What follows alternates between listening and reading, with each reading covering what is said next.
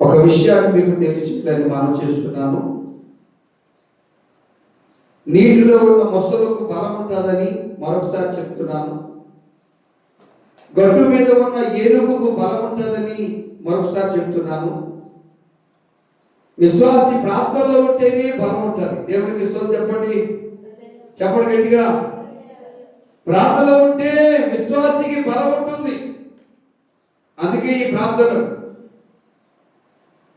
నీటిలో ఉన్న మొసలకు ఎలా బలం ఉంటుందో, ఒడ్డు మీద ఉన్న ఏనుగుకి ఎలా బలం ఉంటుందో, ప్రార్థనలో ఉన్న విశ్వాసికి ఎలా బలం ఉంటుంది. చెప్పడం పరిశుద్ధాత్మ దేవుని కనపరుచుకుందాం. గట్టిగా చెప్పడం పరిశుద్ధాత్మ దేవుని కనపరుచుకుందాం.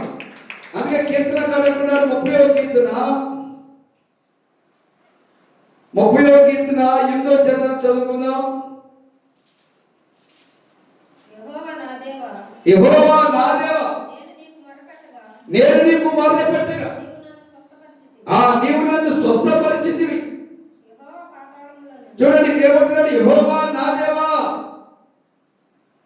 నేను నీకు మొరపెట్టగా నీవు నన్ను స్వస్థపరిచితివి. చూడండి, దేవునికి ప్రార్థన చేయగా ఏం జరిగిందంట?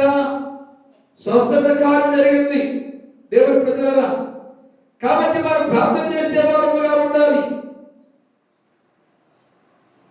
చూడండి 30వ కీర్తన 8వ చరణంలో చూస్తే మరొక మాట కనపడుతుంది. యెహోవా, చూడు, నీకే మొరపెట్టితిని. అది చూసారా?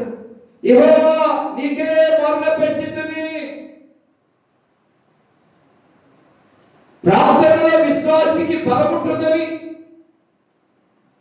ప్రార్థనలో విశ్వాసికి ఆశీర్వాదం ఉంటుందని, ప్రార్థనలో విశ్వాసికి దీవెన ఉంటుందని ఈ పగటికాల సభలో దేవజండి గారు తెలియజేస్తున్నారు.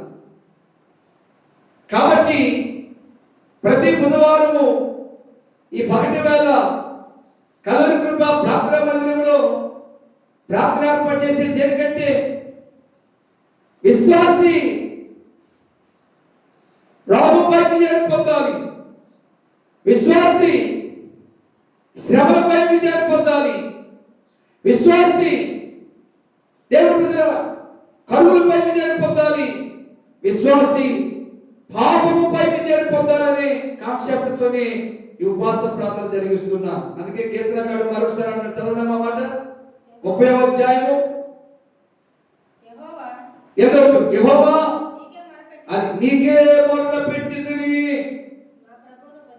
నా ప్రభువుని బతిమాలుకుంటుని. చాలా మంది మనుషులను బతిమాలుకుంటారు.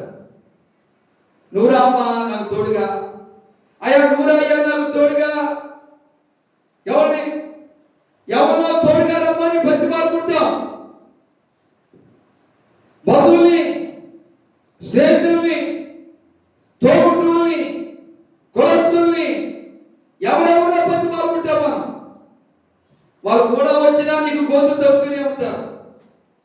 వాళ్ళు కూడా వచ్చినా నీ వెనకాల నీ మీద కొంత చదువుతూనే ఉంటారు. కానీ ఇక్కడ కీర్తనకారుడు అంటున్నాడు, యెహోవా, నీకే మొరపెట్టితిని, నా ప్రభుని బతిమాలుకొంటిని. దేవునికి స్తోత్రం చెప్తాం. హల్లెలూయా. మరి ఎవరిని బతిమాలుకోవాలి?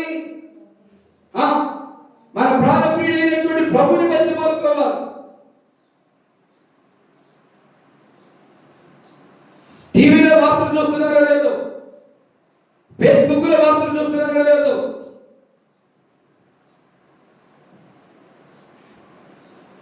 భర్త భార్య తన్నాడట, అమ్మాయి ఎందుకు బియ్యం తింటున్నావు, ఎందుకు బియ్యం తింటున్నావు, ఎందుకు బియ్యం తింటున్నావు అన్నారంటే కొడవలు పెట్టి గొంతు కోసేసింది. కొడవలతో గొంతు కోసేసిందంటే ఎంత దుర్మార్గపు రోజులో చూడండి, ఎంత ప్రసంగుడి రోజులో చూడండి. కొడవలు పెట్టి గొంతు కోసేసింది. హాస్పిటల్లో పెట్టారు. సుమన్ టీవీలో అతను సాక్షి చెప్తూ ఎందుకు జరిగింది అంటే, మా ఆవిడని బియ్యం ఎందుకు తింటున్నామన్నారు ఉన్నానండి అన్న దానికి గొంతు కోసేసింది. చూసారా రోజులు అట్లాంటి జాగ్రత్త. అందుకే నా ఆలోచన ఏమిటంటే ప్రతి ఒక్కరూ ఒక ప్రార్థనాపరుగా మారాలి, ప్రతి ఒక్కరూ ఒక విజ్ఞాపనకర్తలుగా మారాలి. దుర్దినాలు కొంచెమైనా మంచిదేమి చెప్పుకోవాలి. నిన్న ఒక న్యూస్ వచ్చింది, దేవుడి ప్రజలారా ఆమె కూడా అలాగే చేసింది.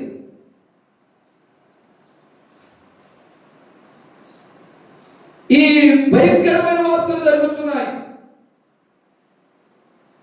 ఈ దుర్దినాలలో మనం ఉన్నాం కనుక మనము మెలుగు కలిగి ప్రార్థన చేయాలి. యేసు ప్రభువు అన్నాడు కదా, మీరు స్వాగతంలో ప్రవేశించుకున్నట్లు మెలుగుగా ఉండి